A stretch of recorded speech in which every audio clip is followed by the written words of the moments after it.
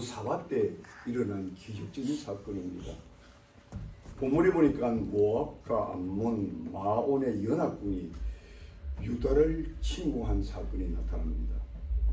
그런데 여호수아는 이러한 황급한 때에 무엇보다도 먼저 하나님께 노래하는 자들을 택하여 예복을 입힌 후 군대에 앞서가면서 하나님을 찬양하게 하는 모습이 나옵니다. 그런데 본문 22절에 보니까 그들이 부른 찬송은 이러합니다. 여호와께 감사하세 그의 인자심이 영원하미로다. 그냥 심플합니다. 여호와께 감사하세 그의 인자심이 영원합니다. 지금 전쟁이 일어나는데 언제 죽을 줄 모르는데 그것도 대연합군이 달고 왔는데 이러면서 창성으로서 나간단 말이에요. 이런 감사 찬송의 울려 퍼짐과 동시에 전쟁터에는 참 믿기 어려운 일이 생겨나는 모습이 나옵니다. 그 장면이 22절 23절인데 이렇게 기록되어 있어요. 그 노래와 찬송이 시작될 때에 여호와께서 복병을 두어 유다를 치러 온 암몬 자손과 모압과 세일산 주민을 치게 하시며 그들이 패하였으니 곧 암몬과 모압 자손이 일어나 세일 주민을 멸한 후에는 그들이 서로 쳐 죽이더라. 참 희한한 일이 벌어지죠. 참으로 놀라운 일 아닙니까? 이스라엘 백성은 손 하나 놀려서 수고함이 없이 적들을 섬멸시켜주는 우리 하나님이십니다.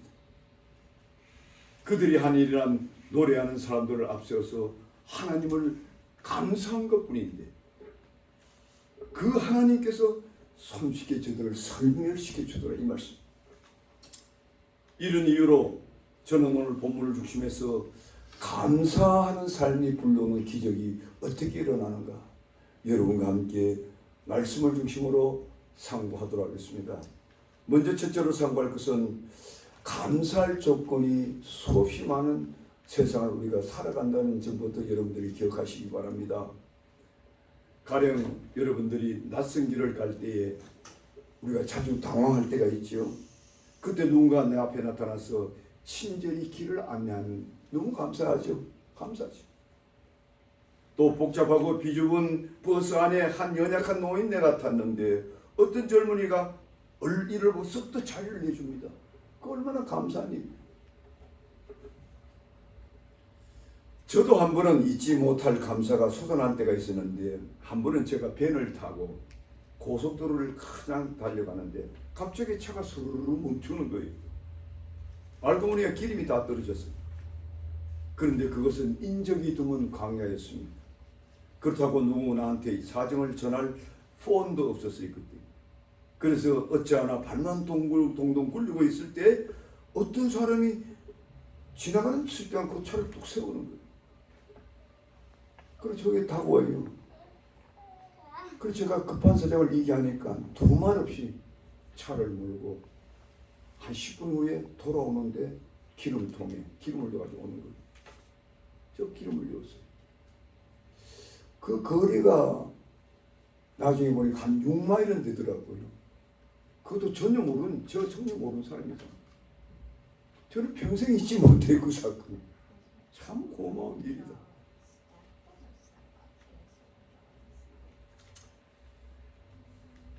그런데 어떤 그리스도인들은 세상 사람들이 생각하기 어려운 것을 생각내고 감사하는 것도 있다는 점을 기억하시기 바랍니다.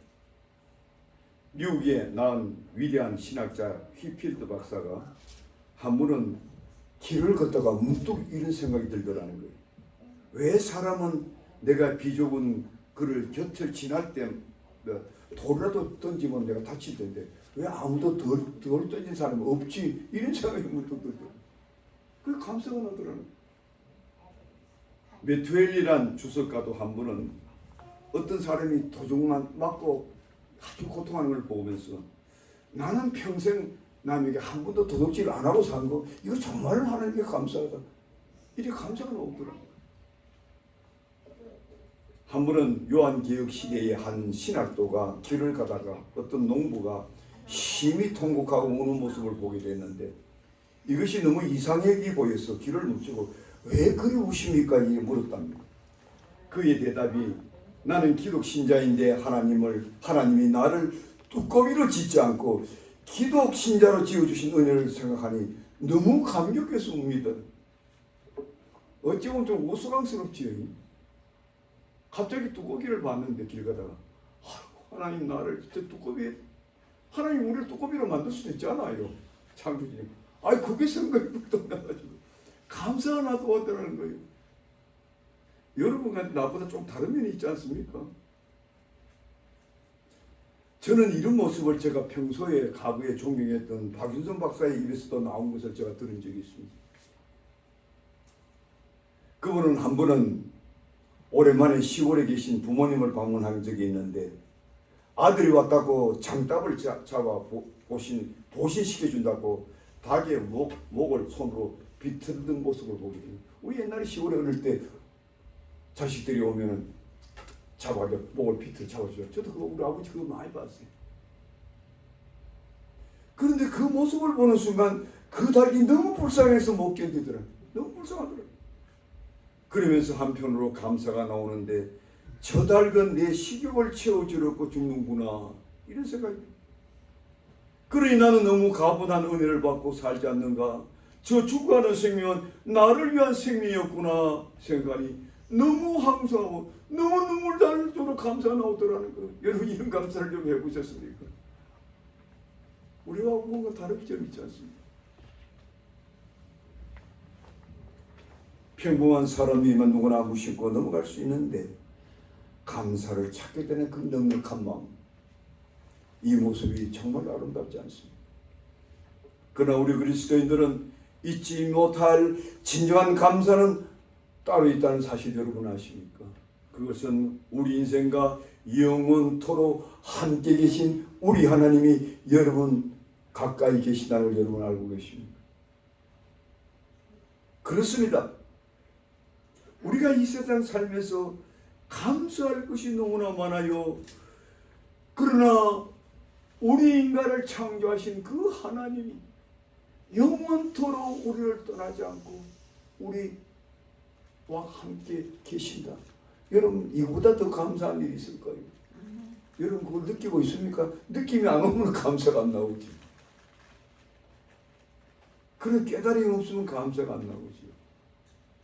그런 영적 스피리추얼 이 인사이트가 없으면 감사가 안 나오죠. 그렇다면 우리와 함께 하신 하나님은 어떤 분일까요?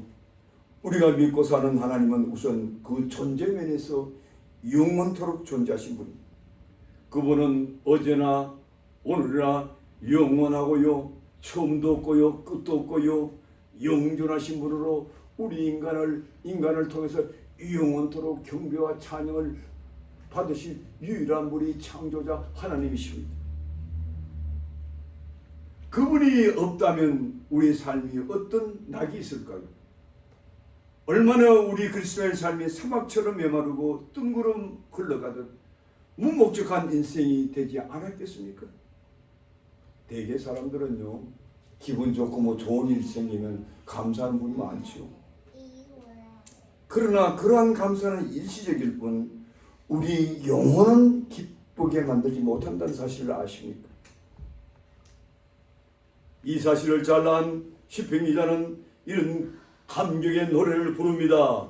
시편 16편 11절에 주의 앞에는 기쁨이 충만하고 주의 우편에는 영원한 즐거움이 있나이다. 왜 이런 기쁨과 감격이 왔을까요? 그 영혼을 만족시켜주고 위로해줄 분이 바로 가까이 계심을 알기 때문에.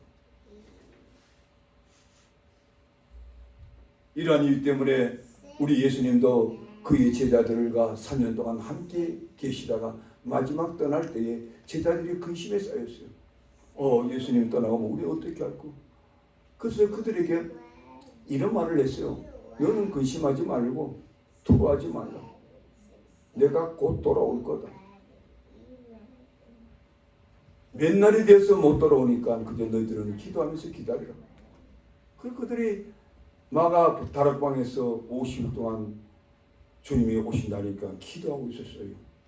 근데 딱 50일 되는 날, 그날에 하늘에서 불이 떨어졌어요. 그 불은 뭡니까? 성령의 불이.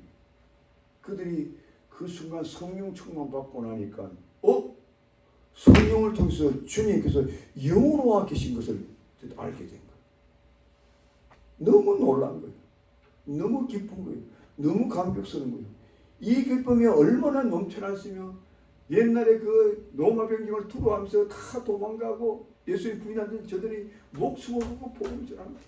너무 기쁘니까 주님이 나와 내 옆에 계시는데, 주님이 나와 함께 계시는데, 주님이 나를 이끌어 가시는데, 주님이 나를 보호하시면서 일을 하시는데 내가 무엇이 두려우며 무엇이 염려며 무엇이 아쉬울 게 있는가? 바로 여러분들 저 설교 듣고 사도행전을 좀 읽어보세요. 그렇지 않는가? 그래서 그들은 부활하신 주님을 성령을 통해서 날마다 경험하고 살았다는 사실, 이걸 여러분 기억해요.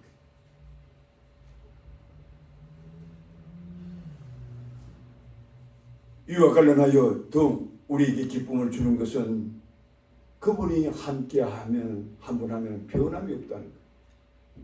어떤 데는 하고 어떤 데는 함께 하자고 이게 없어요. 때에 따라 하지도 않아요. 그분은 영원토록.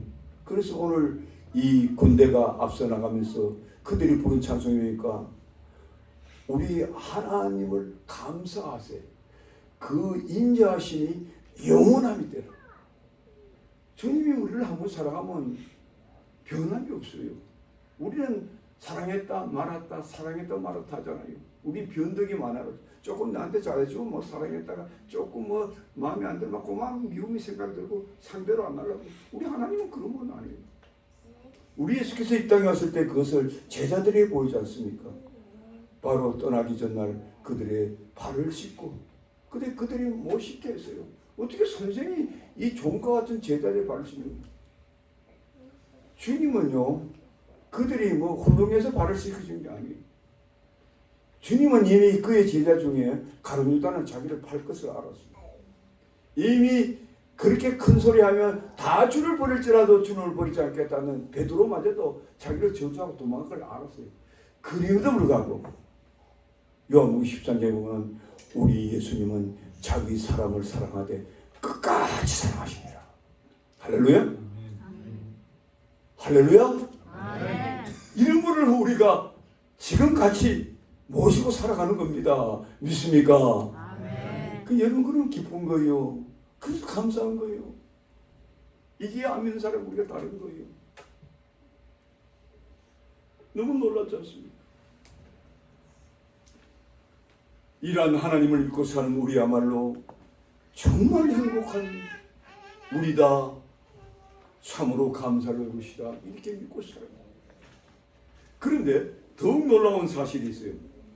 그것은 그 하나님은 여러분과 나를 통해서 모든 것을 합력하여 선을 이루어 가시는 분이라는 거예요.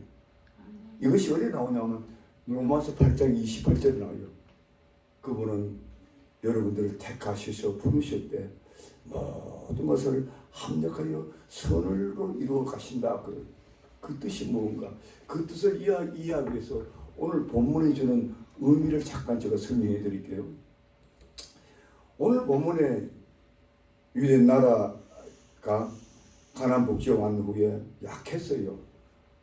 그러나 하나님의 은혜로 자꾸 강성해지니까 주위의 나라들이 위기를 느끼고 연합해가지고 계속 이스라엘을 쳤어요.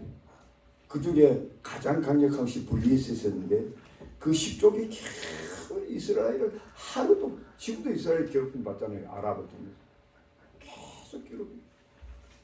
그것도 안 되니까 저 요새로 말하면 이슬람 세력인데 저 북방에 또 그 암몬과 모압 족속들, 그 로세 후손들인데 또 다른 또 하나의 족속이 연합해가지고 또 이스라엘 치고 오는 거예요.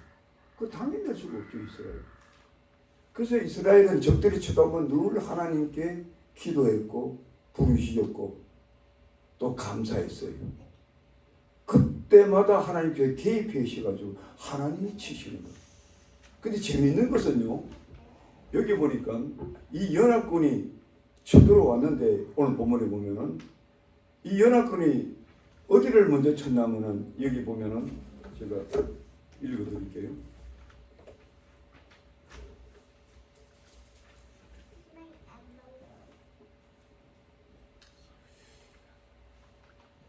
곧 암몬과 모압 조선이 일어나 세일산의 주민을 쳐서 진멸하고 먼저 세일산 주민을 쳤다고 나와요. 여러분 잘 들으세요.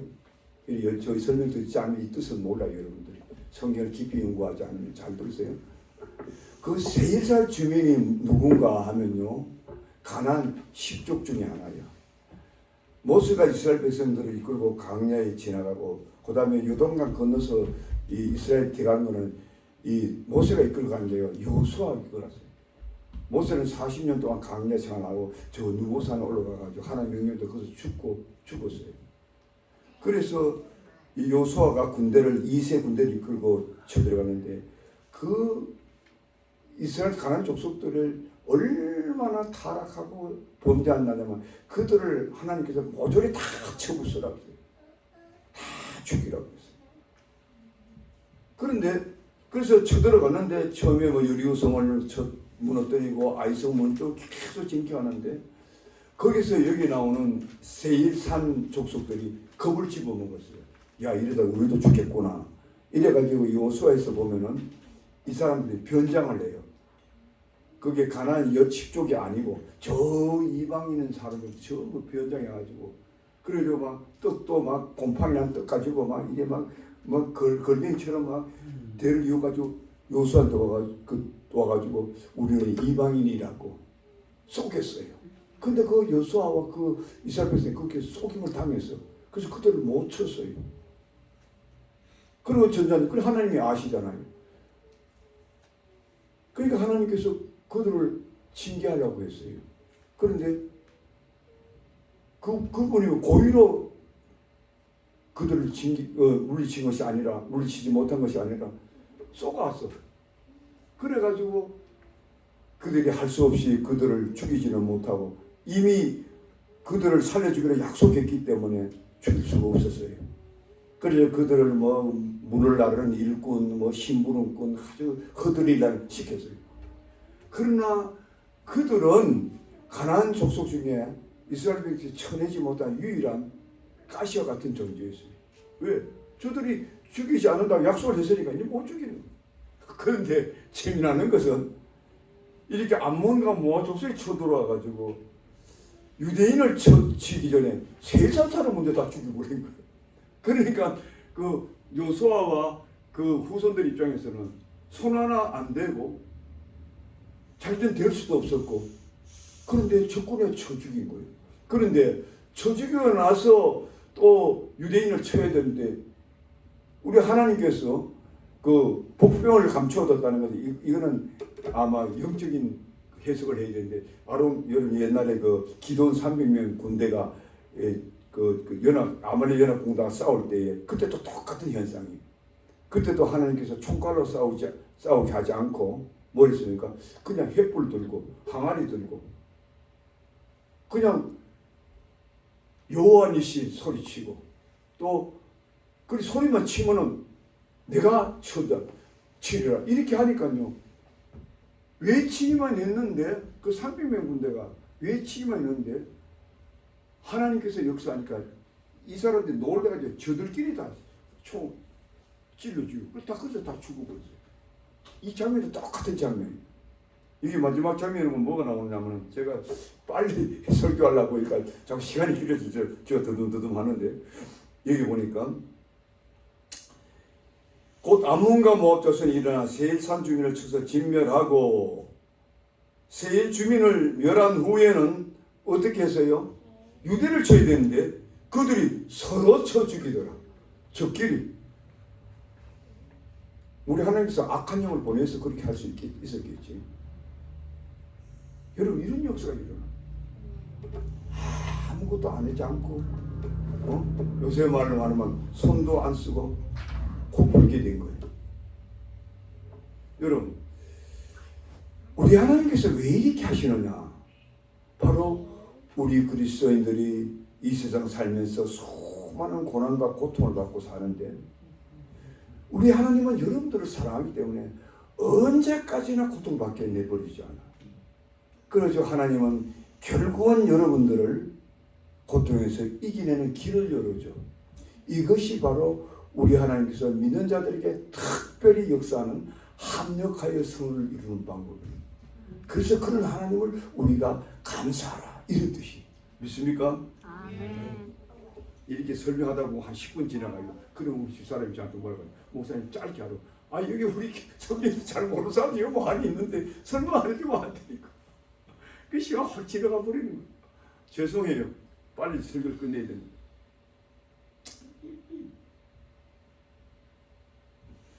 그렇다면은 모든 것이 합력하여 선을 이룬다는 뜻이 무엇이겠습니까? 이 뜻을 제가 쉽게 여러분들에게 설명드리면 우리 인생 살이에는 누구나 다 필연적으로 어두운 면이 있고 밝은 면이 있어요. 잘 나갈 때 있고 못 나갈 때도 있어요. 특별히 우리 그리스도인들은 하나님을 믿는 사람 때문에 사탄의 시기와 방해가 있어요. 그래서 어떤 면에서는 안 믿는 사람보다 여러분들이 더 고통을 받는 세월이 있을 수가 있어요. 이걸 기억해요.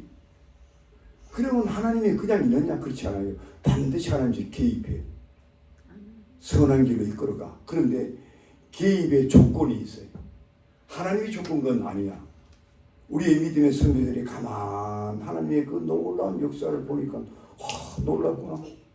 그러니까 우리가 어떤 두려움과 어려움이 닥쳐도 우리가 용기를 잃거나 실망하지 말고 우리가 그럴 때서 더 감사해야지. 이런 마음이 든 거예요. 우리의 믿음의 선배들이. 그런 지혜가 생긴 거예요. 그 대표적인 인물을 들려면 누굽니까? 다니엘을 말해요. 다니엘은 어렸을 때 바빌론 포로에 왔잖아요. 끌려온 거예요. 얼마나 비참한 삶이. 그러나 그가 너무너무 신실하다 보니까 그때 그 바빌론의 황제인 다리오 왕의 픽업이 돼가지고 나중에 국무총리까지 돼요. 국무총리가 되니까 누가 미워요? 그 다리오 왕의 신하들이 이 간신배들이 막 미워 죽을 지경이에요. 남이 잘 되면 다 미워하는 사람이 많죠. 특히 우리 믿는 사람이 잘 나가면요 반드시 마귀가 여러분을 미워합니다. 공격이 들어오고. 그걸 여러분들 알고 신앙생활이에요. 그래가지고 막 모함을 하는데요. 너무 신실하니까요. 다리왕도 안 속는 거예요. 다리오 왕도. 그런데 한 번은요. 어떤 일이 있었냐면은 이 바로 왕의 이 다리오 왕의 신하들이 어느 날 보니까 이 다니엘이 창을 확 열어놓고는 매일 하루에 세 번씩 자기 고국을 향해서 기도하는 모습으로 딱 보게 된 거예요. 이야 옳거니 때는 이때다. 저는 이때 한번 모함 보자. 그래가지고 왕에게 또 찾아와가지고 왕이요 저자가 말이요 매일 하루에 세 번씩 저렇게 고국을 향해서 기도한다고. 경배와 찬양을 받으면 당신 하나뿐인데 저 짓을 한다고. 그래서 어떻게 하냐면 이제 앞으로 왕께 경배하지 않고 하는 자들은 다 사적으로 쳐였자고. 그 왕이 다니엘 사랑하니까 이들이 의심이 생기나 왕의 조서까지 딱 받아가지고 이 의인을 찍은 도장까지 딱 받아가 딱 품어있다가 그 현장을 딱 발견하게 하고 그래서 왕도 꼼짝 못하게 만들어가지고 그걸 사다구로 채워버렸어. 그런데 그때 어떻게 했습니까? 우리 하나님이 이미 사자의 입을 다 봉해버렸어요. 다 막아버렸어요.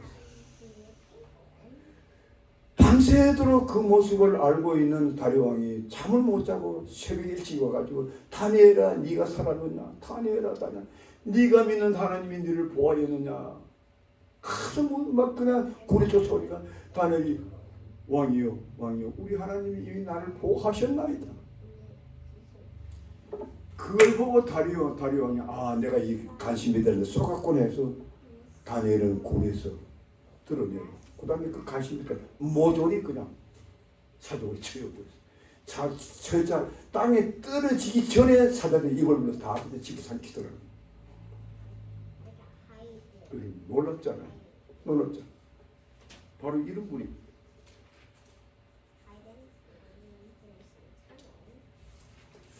제가 한 가지 예만 더 들게요.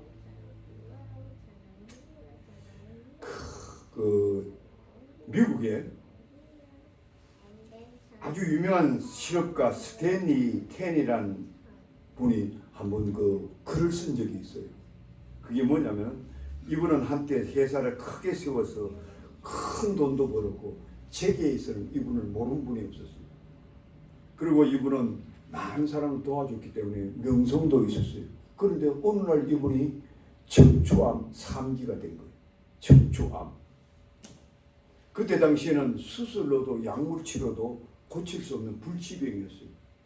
그래서 당시에 많은 사람들은 걱정하며 그가 곧 절망에 빠져 죽을 것이다, 참 이렇게 생각했습니다. 그런데 그 몇 달이 지난 후 그가 병상에서 툴툴 일어나 다시금 출근하는 모습을 사람들 보고 또 한 번 놀래요. 사람들마다 깜짝 놀라가지고 그 사연을 물었습니다.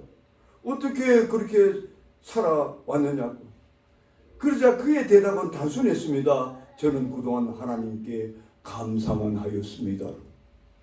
저는 그 몇 달 동안 하나님께 감사만 하고 있었습니다. 그러니까 사람들이 답답하잖아요. 도대체 무슨 일이 있었냐고 계속 묻는 거예요. 그러니까 그가 이렇게 설명합니다. 나는 이 죽음의 골짜기에 갇혀 있으면서도 이런 기도를 계속 드렸습니다. 하나님, 병이 들게 된 것도 감사합니다. 병들어 죽게 되어 일찍 천국하게 되니 감사합니다. 하나님, 저는 죽음 앞에서도 하나님께 감사할 것밖에 없습니다. 살려주시면 살고요, 죽으면 죽겠습니다. 하나님, 무조건 감사합니다. 이것밖에 안 했다는 거예요. 몇 순간마다 이처럼 감사하고 감사했더니 어느 순간 그 암세포가 죽어 없어졌고 건강을 되찾아갑니다. 믿습니까? 아멘. 여러분들이 이런 생활을 하기를 원하십니까? 내가 지금 무슨 병마를 짊어졌다, 힘들다, 내 인생이 왜 이리 고달픈 거, 내가 이때 헛된 인생을 살았는 거 후회가 되십니까? 우리는 아직도 희망이 있는 거예요.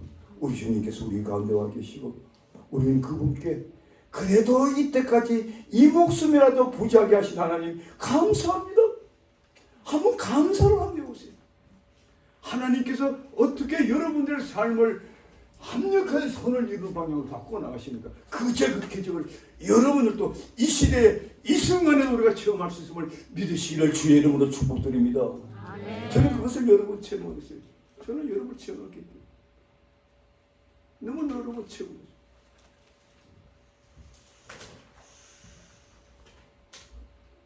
오늘날 우리는 참으로 힘들고 어려운 시대를 살고 있습니다. 가족도 잃은 분도 있고요, 직장도 잃은 분도 있고요, 건강을 잃어버린 채 살아가는 분이 얼마나 많습니까? 교회도요, 가만 보면 말세인지라 다들 힘들어합니다. 저는 이렇게 집회를 안 다녔으면 우리 교회만 힘든 줄 알았어요. 하나님, 내가 이 고생하면서 이렇게 오래 이민 목회했는데 왜 이렇게 힘듭니까? 근데 제가 집회에 나가보니까 아이고, 눈물겨운 교회들이 많아. 눈물겨운 교회. 그러니까 감사함이 다시 나오더라고요. 그러므로 우리는 이런 때일수록 우리 그리스도인들은 하나님께 감사를 잊지 말아야 합니다. 고난 중에도 감사를 잊지 말아야 합니다. 앞을 돌아봐도 옆을 돌아봐도 더 이상 소망이 없어 보인다 할지라도 감사의 언어를 내 입에서 떠나지 말게 하시기 바랍니다. 언젠가는 모든 것을 합력하여 선한 것을 이루시는 하나님의 역사를 여러분이 볼 것입니다. 믿습니까? 아멘. 믿으시면 큰 소리로 아멘 하시기 바랍니다. 아멘. 그런 역사가 이루어집니다. 이어져요. 성경대로요. 우리 선배들이 그 지혜를 알았잖아요. 저도 나중에 배웠잖아요. 여러분들도 지금 알고 있잖아요. 그래서 우리 그리스도인들은 실망이 없는 것, 좌절이 없는 것. 제가 얼마 전에 어느 책자를 읽던 중 이런 내용이 있어 여러분께 하나 소개하고 말씀을 맡겠습니다. 그것은 평소에 원망과 불평을 앞세우며 사는 사람보다 늘 모든 면에 감사하며 사는 사람들은 세상에서도 성공할 확률이 아주 높다는 거예요. 아주 높다. 통계적으로 나온다. 그 단적인 예로 일본의 파나소닉 창업자인 고노스케의 예를 소개해 드리겠는데요. 그분은 일본에서 경영의 신이라 불릴 정도로 탁월한 경영 기술로 성공했을 뿐 아니라 그는 평소에 늘 감사하는 정신 때문에 수많은 사람에게요 부러움과 칭송의 대상도 되었습니다. 그가 이런 성공적인 삶의 이유를 밝힌 적이 있는데요. 그는 이런 고백을 했어요. 나는 하나님이 주신 3가지 덕분에 늘 감사했고 성공할 수 있었습니다. 이렇게 고백합니다.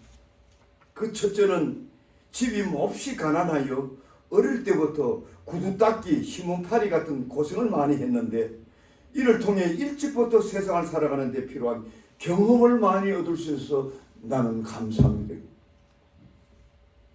여러분 자식들 너무 부유하게 편하게 키우지 마세요. 고생시키세요. 그게 그 장래를 위해서 큰 자산이 되는 거예요. 두 번째로 태어날 때보다 몸이 너무 약해가지고 어떻게 살아남으려고 항상 운동에 힘쓰게 되었는데 그것 때문에 결국 늙어서도 이렇게 건강하게 살 수 있었어요. 여러분 사람이 게을러지면요 파도 여러분 건강을 이루고 건강은 내가 지키는 거예요. 내가 열심히 해야 돼. 부지런해야 돼. 내버려두면 안 돼. 세 번째로 나는 초등학교도 못 다녔지만은 나는 초등학교도 못 나와가지고 사람들이 나를 무시했지만은 나는 그래도 열심히 이 사람 저 사람을 통해서 많은 것을 배웠습니다. 배우려고 노력을 하니까 오늘날 제가 이렇게 되었습니다.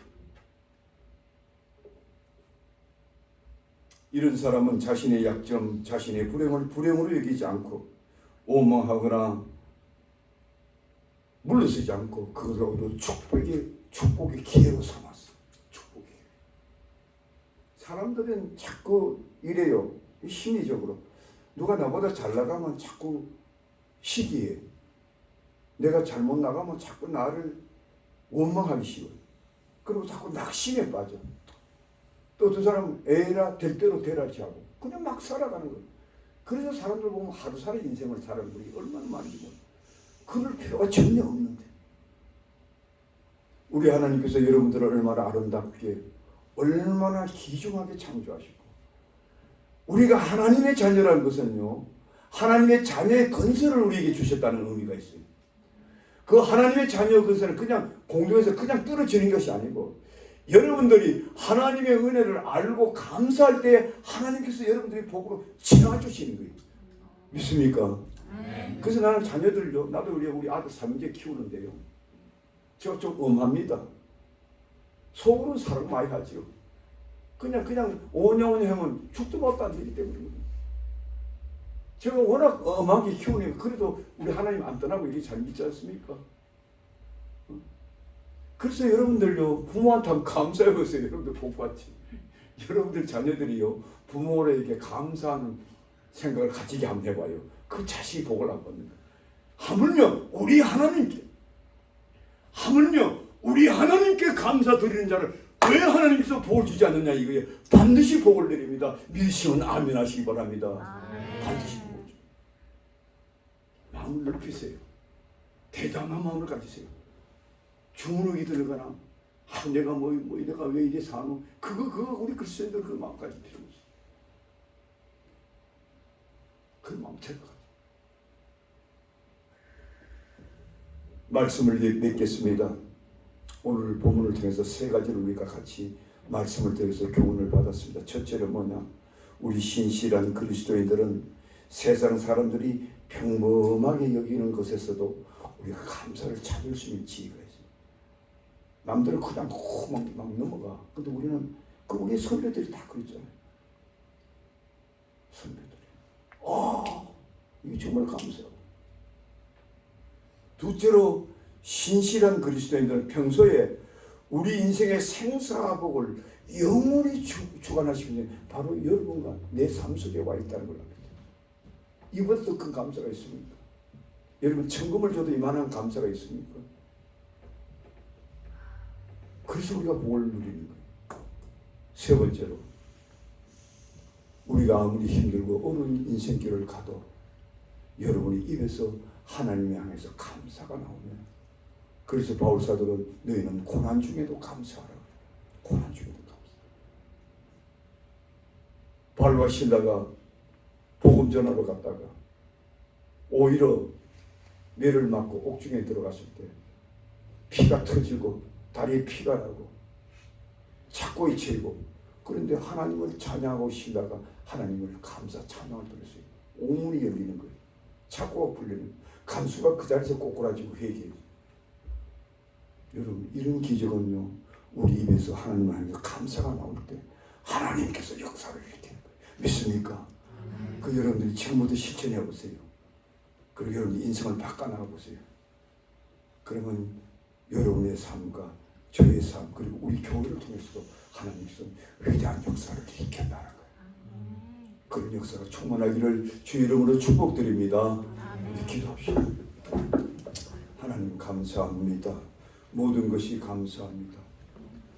우리 욥이 극한 고난을 당했을 때도 주신 자도 여호와시오, 취하신 자도 여호와시오, 여호와의 이름만 찬양받을 뿐이라고 이렇게 외치고 고백했을 때, 그런 종국에 가서 축복을 배나 누리듯이 우리 그리스도인들은 이 삶의 비밀을 말씀을 통해 깊이 깨닫고, 앞으로 우리가 어떤 처지에 놓였든 간에 우리 모두가 삶의 운명을 예수 그리스도 안에서 예수 그리스도로 말미암아 바꿔 나갈 수 있는 우리 모두 성도들이 다 되게 축복하여 주시옵소서.